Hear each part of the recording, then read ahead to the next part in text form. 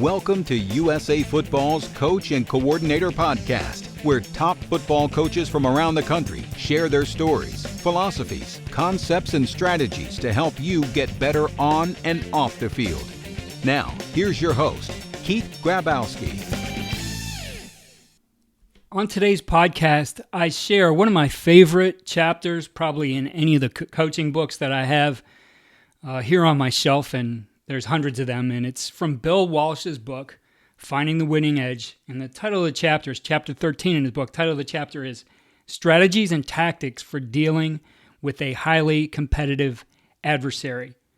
And he starts here with a quote, Finding the Winning Edge. The key to success is reaching out, extending yourself, striking, and then, if you fall, bouncing back and doing it again, being so resourceful that finally when the moment comes again, you won't hesitate. What makes this situation possible is having a plan that's broad-based enough so any number of situations may be treated as decisive moments. The main thing is to increase your chances, not live or die on one alone. And he wrote that for an article in Forbes. And this chapter really covers all aspects of and what it means to be able to go up against a highly competitive adversary. So I'm going to go through some key parts of the book here. He goes into some general things. He'll talk about developing an offensive system. That actually goes into a ton of detail, which we won't get into. But we will also talk about the overviews of what he says about defense and special teams as well. I know around the country, we are either in the final stages of preparing for our season to start. We're getting into our practices, maybe in the first days of those practices, or unfortunately, in some cases, we've been pushed off maybe till October or even into the spring. Regardless, there is preparation time left before we face that opponent. So I think a lot of these things are good to go back and take a look at exactly what you're doing as a coach. So it starts here. The accomplishments achieved by any organization are a byproduct of many factors. Perhaps none is more important than the ability of the head coach to set the tone for success. Everyone, coaching staff and players, must be prepared to do their job properly, whatever the situation. This point was clearly reinforced to me by the drive that beat Cincinnati in the 1989 Super Bowl. The drive was the culmination and embodiment of not only 10 years of work with the San Francisco 49ers, but a lifetime of study and refinement. Each player knew his assignment and carried it out. There was no panic, no hesitation. The players knew that they had to prepare for this moment and that they possessed the abilities and the means to finish the job. Unbeknownst to everyone, I knew that this would be my last game with the 49ers. I had decided to retire the week of the Super Bowl and was concerned about the effects of this announcement if it was made before the game. I did not want my decision to become a distraction to the players with the resultant rampant speculation about what this would mean to the players and the organization. I even delayed the announcement for a few days after the game for the players to enjoy the accolades they so richly deserved. I did not want to divert attention away from them with the sideshow that I knew would ensue. Even my decision to retire involved a process that I believed in and to which I had wanted to adhere. I always worked to convince the team that no one was irreplaceable. If a player was injured or a veteran was replaced, the expectations needed to remain the same, and the structure and the process we had worked so hard to develop would carry us through whatever changes occurred. My whole philosophy of coaching encompassed this, and I wanted to maintain it to the end. I'm going to pause there and think about this one. We should reflect on, are we set up for exactly as Coach explained it here, that truly everybody is irreplaceable, that you can plug someone into that position. I know we have key players that at the high school level or even in the college level are irreplaceable in a lot of ways. They maybe have different skill sets than other players, but at the end of the day, there's a job that player does, and someone should be able to step into it and do it proficiently. Maybe not as good as that star, but do it in a way that the execution of the team can continue on. And I know as we face everything here with COVID and the chance that a player might test positive, or with the normal injuries that occur in the season, we want to make sure that our system is set up that way. So I think that's something really good to reflect on and ask yourself questions, even have conversations with your staff Are you set up in that way that if we have to plug someone into this position, we're good to go? Unfortunately, usually as coaches, we don't face those kinds of things.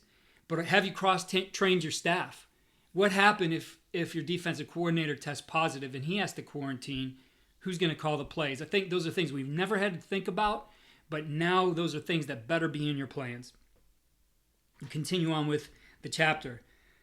With this decision weighing in the back of my mind, the significance of being in the Super Bowl, trailing 16-13 with only 3:10 remaining, sitting 1st and 10 on the 8-yard line and staring at 92 yards of turf took on an almost surreal quality.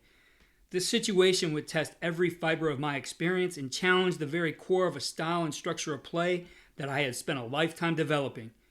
It took every ounce of concentration I had to maintain my focus and drive out the flood of emotions and any sense of desperation that would divert my attention. The 12-play winning drive consisted of absolute core concepts of our system. We knew we had to execute and had enough confidence not to panic or attempt any heroics. We would count on precision and execution. Only the last scoring play, which was 28 halfback curl X up, was anything close to being out of our normal sequence of our base offense. Even this play was evaluated and conceived after detailed analysis of Cincinnati's defense in this specific situation.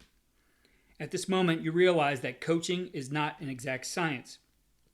All you can do is be as thorough with your contingency plan as possible. Play the percentages and take well-calculated risks, fully cognizant that at some point, fate may take a hand. The 12-play sequence of plays seemed to utilize every dimension of our offensive paradigm: the 2-minute process, the proper use of timeouts, the audibling mechanism, the effective communication with the press box, the use of special motion to isolate a receiver, and courage of convictions to stay within the system. The drive reflected what I most love about football, the artistry. People outside the profession sometimes find it hard to think of what we do in terms of orchestration, artistry, and composition because of the brute force that is the game's nature and the finality of competition. Yet, it is this unique confluence of qualities that so captivates me and others who share this profession. I think Coach's drive here really encapsulates not just the single drive of this particular Super Bowl, but the drive of this season. Thinking about everything that we've put into this, the planning that's gone into it. I know you guys have spent a lot of time on Zoom meetings, teaching your systems. You've done your best to connect with your players. And ultimately, this has fit within the unique framework of the system that you have designed that incorporates not just plays, but the people that you have involved and the beliefs that you have and what you have taught everybody to do in terms of their behaviors. All the outcomes that you want are right in front of you right now in terms of this season, but there's going to be a lot of challenges. This may be the most challenging season of your career. And just as Coach said, this is not an exact science, but you have to start planning for those contingencies as I talked about before. Next, Coach goes into his offensive system.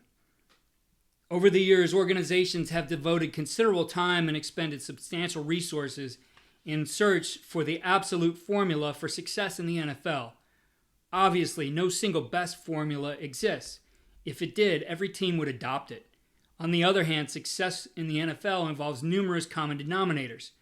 Perhaps none is more important than a comprehensive plan that addresses every on-the-field and off-the-field factor that could reasonably be expected to have an impact, directly or indirectly, on the performance of the team.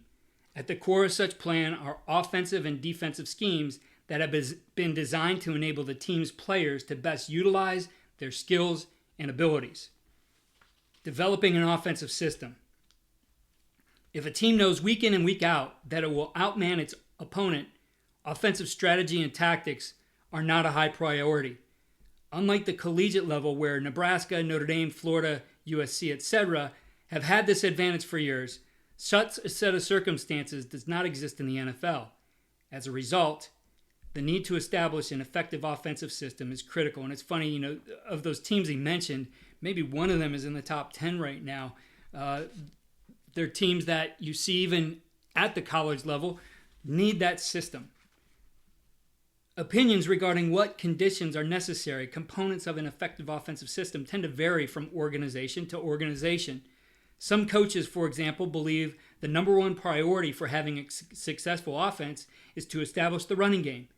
In reality, however, the logic behind such an approach is somewhat faulty. What a team actually needs is a fully dimensional offensive system that provides it with the latitude to access whatever aspect of the offense it needs whenever it needs it. A fully dimensional approach to offense features a balanced offense that accounts for all reasonable contingencies that can occur during the game. It provides a mechanism to address each contingency or situation as it develops. Rather than compel a team to depend on a single dimension of offensive strategy, a fully dimensional system gives a team multiple offensive weapons. Having several options available can be particularly valuable to a team when a specific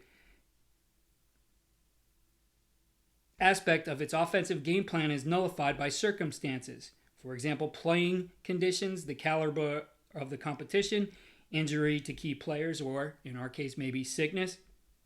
In other words, if one dimension of the team's offensive arsenal is shut down, a fully dimensional offensive system gives a team the opportunity to succeed within the existing circumstances. A fully dimensional offense has several characteristics. At a minimum, it must be functional, it must be interactive, it must be feature descriptive verbiage that facilitates communication between the coaching staff and players. It must be flexible, and to a degree, it must be innovative. I'm going to pause there and think about that.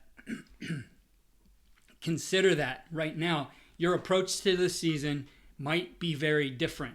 Where at times we face the adversity of maybe losing a key player in a unit. Of, let's say, our 4 receivers we have, maybe we plan for what do we do if this guy goes down? This guy can go in here, or we can move this guy over, and this guy will come in, and you find a way to get the best available remaining talent on the field.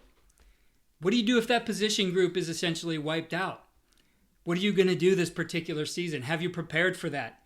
Do you have the ability to get an extra lineman in the game as a blocker to create a gap and maybe run the ball within the schemes that you have available? I know we typically don't think about those things in terms of what may happen, but they do come up. I can think of an instance in last year's playoffs here in Northeast Ohio, where one of the teams in that particular playoff game was out of quarterbacks. And they built the game plan actually, and looking at it around their offensive line, which is their strength, ran the football, made few mistakes, and ended up winning the game. They had a plan to do what they were doing within their system and fit to what they had left. And I think that's what we need to think about here. Things, again, that are out of our normal train of thought might have to become part of our thinking right now. We'll get back to it here.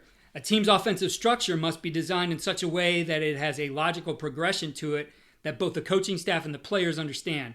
Not only must it be fundamentally sound conceptually, it must also be based to a degree on a detailed analysis of the responsibilities of each player and on a prioritized sense of appreciation regarding what skills are needed to play each position effectively. I'll pause there a minute again and think about the skill sets. What are you doing to develop some of those things that maybe you might have to plug a player into a certain spot? How are you developing for that contingency? Continue on. The running game and the passing game should complement each other. The basic formations and motions employed in a team's offensive scheme must be equally functional in both phases of the game. It is also important that a team's offensive system utilizes user-friendly language. A team's players and coaches must be able to communicate with each other quickly and effectively in pressure situations during the game. Properly defined language is critical in a number of ways. For example, verbiage that is clear, concise, and easily understandable can enhance a player's ability to grasp and assimilate the team's offensive systems. In turn, this factor facilitates the transition of players, new and veteran, into the team's offensive structure. Similar to the system itself, the verbiage used to install, employ, and manage the offensive system must be functional, concise, and relevant. I know we're down to the last minute, some of you, before you head out there, but I would ensure that the way you're teaching things does have that streamlined effect, that it is very efficient and effective in communicating what you want, because again, you may have to cross-train somebody to handle a different assignment. You might have to cross-train somebody in some different techniques. Coach Walsh continues. A team's offensive structure must also have enough flexibility to be able to readily assimilate new players. Given the advent of free agency in the NFL in the 1990s, organizations must design their offensive systems in such a way that systems can be adjusted or changed as necessary depending on the skills and abilities of the players on the team at a particular point in time. In reality, some coaches are either unwilling or unable to recognize the fact that their team's offensive approach must be altered if the level of talent on their team is insufficient to meet the demands of their style or philosophy. Such a situation makes the already difficult decision whether to abandon a potentially productive part of the offense even more difficult. A coach will make a serious error in judgment if he tries to force a particular play sequence on a team that has only a minimal chance of performing it effectively, and then blames its lack of success simply on the inadequacies of his players. Every coach must remember that a system should never reduce the game to a point where the players are blamed for the failure of the system because they did not physically overwhelm the opponent. Very important point there. I think it's very clear that we have to make sure the burden is on the system, not the players. Finally, a team must be open to change. Given the dynamic state of the NFL in the 90s, example, players are bigger, faster, stronger, defensive schemes continue to evolve, etc., a team must have an offensive system that is sufficiently innovative to keep abreast of the changing circumstances. Even if a particular element of the offense has been successful in the past, no guarantee exists that it will work in the future. One area of the offensive structure that has undergone considerable change in recent years has been the teaching progression that teams use to group and teach the skills involved in a particular offensive scheme or technique. For example, technological advances such as the Telecaster and digital video have provided coaches with cutting-edge tools to enhance both teaching and sequential learning. I can remember back to coaching in a small school situation where we did take that approach. This is a book I've studied time and time again, that we weren't naive to say that we were light at a certain position, and if we lost a guy here or there, we had to have somebody ready or cross-trained from another position, or we might have to have a different set of plays to attack it. Now, we wanted to keep those within the play sets that we normally had, within the schemes that we normally had. We didn't want new learning. We just wanted new application of those schemes to potentially a different group of players. So we would install small packages for those situations in camp, hoping we didn't have to rely on them, but at least having some confidence that if we got to a particular week, we had a base to which we could start with. Maybe we would have to expand on that a little bit during the course of the week, but we could go at any point in the game, put a Band-Aid on things, and then continue on into the next week. Coach Walsh has another 20 pages that go on into every single detail of all those things that he believes need to be a part of an offensive system. We're going to skip ahead to those overview beliefs of a defensive system. So he starts, similar to its offensive system, a team should have a fully dimensional defensive system that is both functional and flexible. A functional, flexible, and innovative design provides the base for a championship defense. By its nature, sound defensive football is contingency-based. The contingency factor which most often drives the defense is the field situation.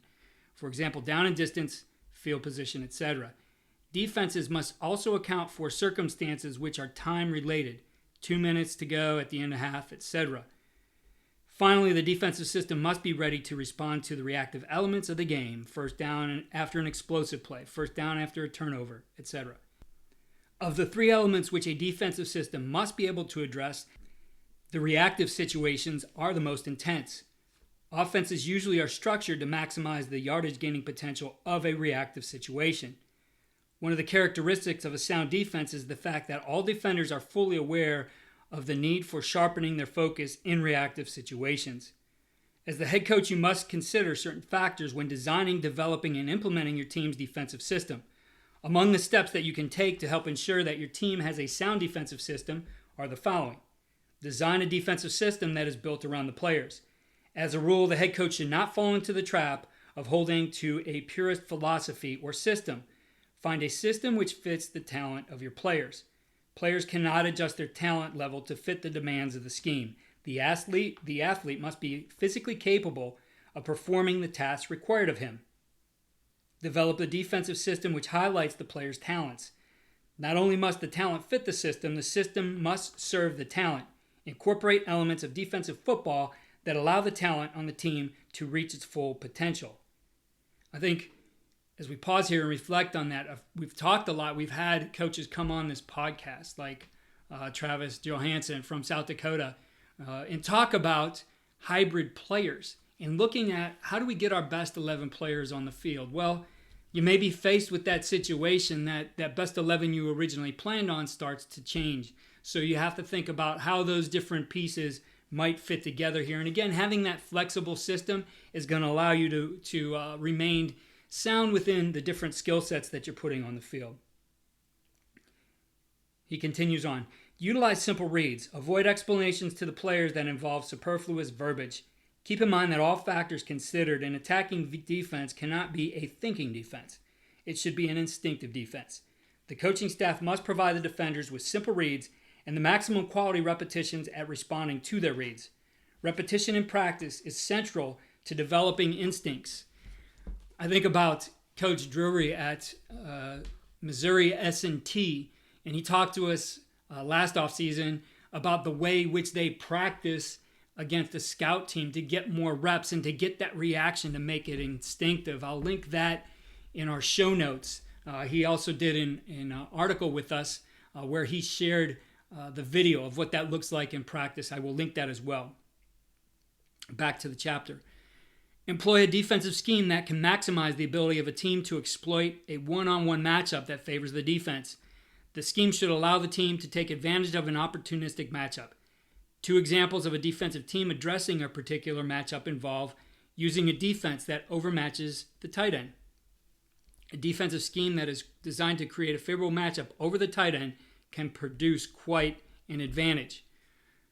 I think we've seen it right now that a lot of teams have gone back to using the tight end, that 11 personnel, and he is so dynamic in the offense. Usually, I've seen that right now a lot off the ball rather than the inline guy, and that guy moving around and doing a lot of things. So if you can make that matchup with that guy to start to control him and what he does, I do think you get an advantage on the offense. Using a defense that gives a team the ability to double cover a receiver. Squat coverages and bracket coverages are examples of the two techniques that can be built into the defensive scheme to take the offense's premier receiver out of the flow of the game. We did produce a course on CoachTube with Coach Specht where he talks about defending their star receiver and the different ways that they do that. It's a system which he explains, a very simple one, though, that you can take that player out of the game. And again, I will link that in the show notes. Another primary feature of an effective defense is that it's sufficiently flexible. Because sound defensive football is situation-driven, a defensive scheme must be able to forcefully address at least 5 specific situations if it is to be successful. The 5 situations for which a team should develop a specific defensive strategy are: 1. Goal line, inside the 5-yard line. 2. Short yardage, 3rd and 2, 4th and 2, etc. 3. Long yardage. For example, the offense must get 10 or more yards in a single down. 4. Prevent, extremely long situations or time-related situations. And 5. 3rd and 3, the awkward possession down, the down upon which continued possession is dependent, situation that is sensitive to time, score, location on the field. Despite the well-deserved accolades for the West Coast offense, much of the San Francisco 49ers' success over the years can honestly be attributed to its defense. The efforts of highly talented coaches like George Seifert, Chuck Studley, Bill McPherson, Ray Rhodes, and Pete Carroll to design and direct the defense had a major impact on the gridiron accomplishments of the 49ers. The 49ers defense was itself a dominating force. The attacking nature of the 49ers defensive scheme, coupled with the sliding 4-3 philosophy on which it was based, epitomized the qualities of aggressiveness, flexibility, and simplicity. As with any successful defensive scheme, the 49ers defense was built upon the skills of the players on a foundation of controlled movement. Developing a great defensive system is quite similar to establishing a great offensive system. It must involve a teaching process that is properly sequenced. The defensive system must be evaluated as to its overall objectives and then partitioned into specific teaching units. The instruction of each of the units should then proceed in a concise manner that results in measurable outcomes.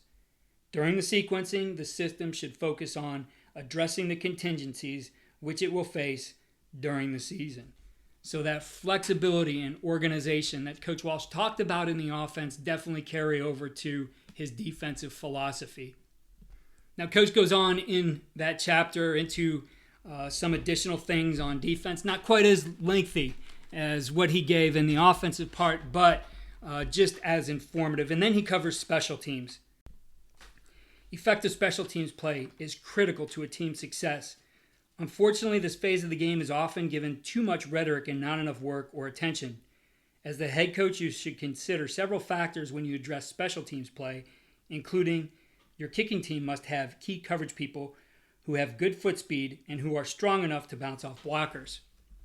Ideally, your kicking team should include a talented player who is uniquely capable of beating blockers with speed and intensity that enable him to get the kick returner before the return develops.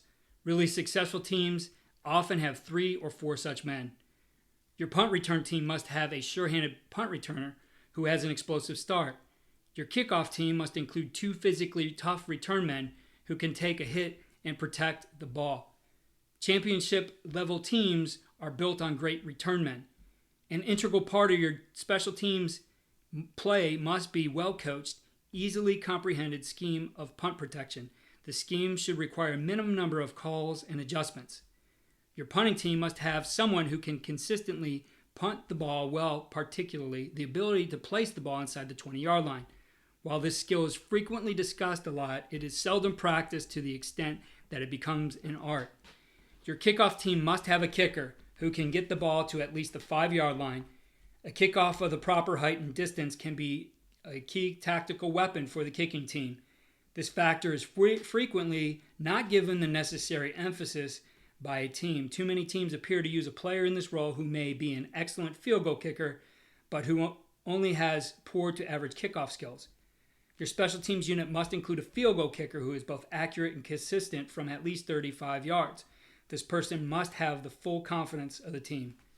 Your special teams unit must be coached by someone who has executive ability and command presence. This role is often the most challenging position on the staff. All those things he mentioned there, I have so many podcasts with just great special teams coaches. You can think of Robbie Disher, who was at Toledo. We've had Coach Scott Fountain on multiple times. Bobby April, a special teams guru, on.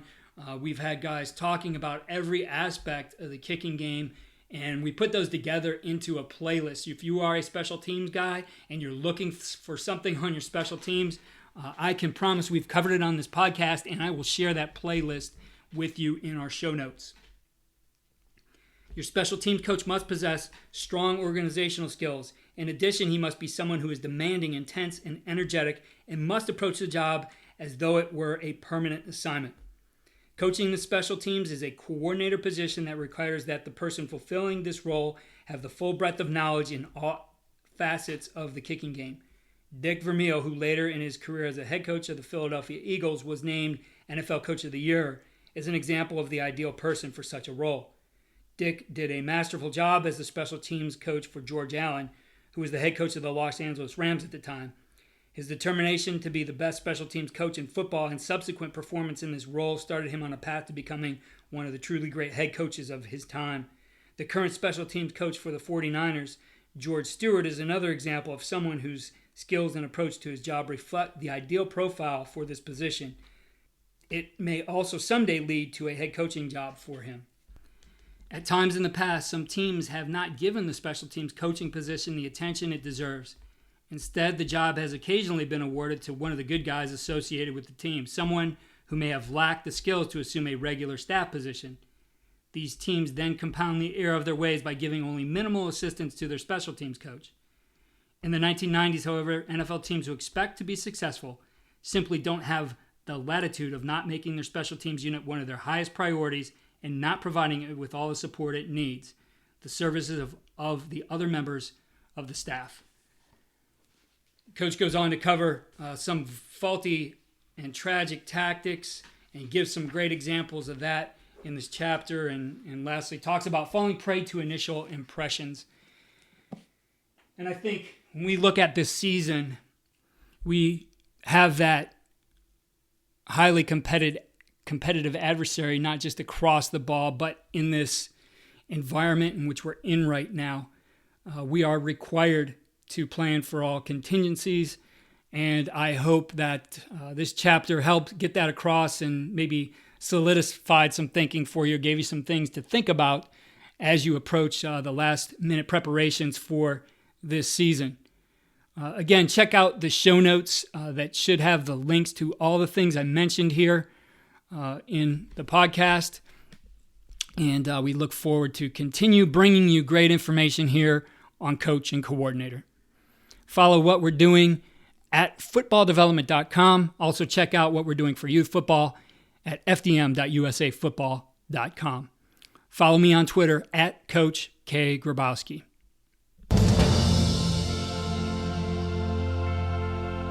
The 49ers have a long way to go. Montana back to throw on first down. Throws over the middle. Completes it to Craig. That was Joe Montana at his best. Two receivers near side. Joe back to throw. Steps up. Throws. Out here for Rice. He has it. It's midfield. Goes out of bounds. Montana trying to drive him the length of the field here with the game in the balance. Montana back to throw. Throws over the middle. A fine catch by Rice. Rice into the 20. He's down to the 19. 50 seconds. Joe back to throw. He completes it to Craig. He's down to the 10. 49ers will have to take a timeout here, and they do. At the 10-yard line. 39 seconds remaining. Back to throw Montana. Steps up, throws. Touchdown, 49ers. Taylor has it for the touchdown. A 10-yard pass. The 49ers have scored with 34 seconds remaining. They went 92 yards in 11 plays. And the 49ers have won the Super Bowl.